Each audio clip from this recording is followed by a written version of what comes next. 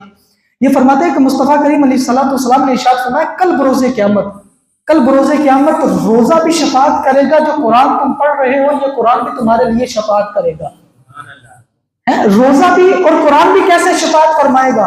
मुस्तफ़ा करीम अलैहिस्सलाम ने इरशाद फरमाया, रोजा रब की बारगाह में अर्ज़ करेगा, ऐ मेरे मालिको मौला, दिन भर के अंदर मैंने इस बंदे को खाने पीने से रोके रखा।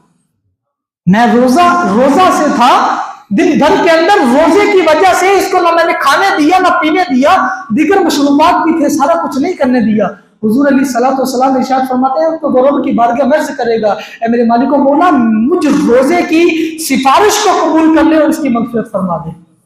अगर हम तबारक व तआला ने इनके इरशाद फरमाया कि कुरान किस तरह अर्ज़ करेगा, कुरान कहेगा, ऐ मेरे मालिको मौला, मैंने इसको रात में सोने से बाज रखा कि तुमने सोना नहीं है, रात में कुरान की तिलावत करनी है, तुमने सोना नहीं है, कुरान की तिलावत कर रहे हो या तरावी पढ़ रहे हो, कुरान सुन रहे हो, कुरान पढ़ा रहे हो।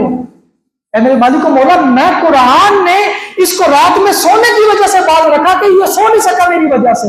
हुजूर अलैहिस्सलाम फरमाते हैं कि वो रब की बारगाह में ऐसे करेगा कि मुझ कुरान की सिफारिश को कबूल फरमा ले। हुजूर अलैहिस्सलाम ने इरशाद फरमाया, रब रोजे की भी सिफारिश को कबूल फरमाएगा और साथ में साथ कुरान की भी सिफारिश को उस बंदे के हक के अंदर कबूल फरमाएगा।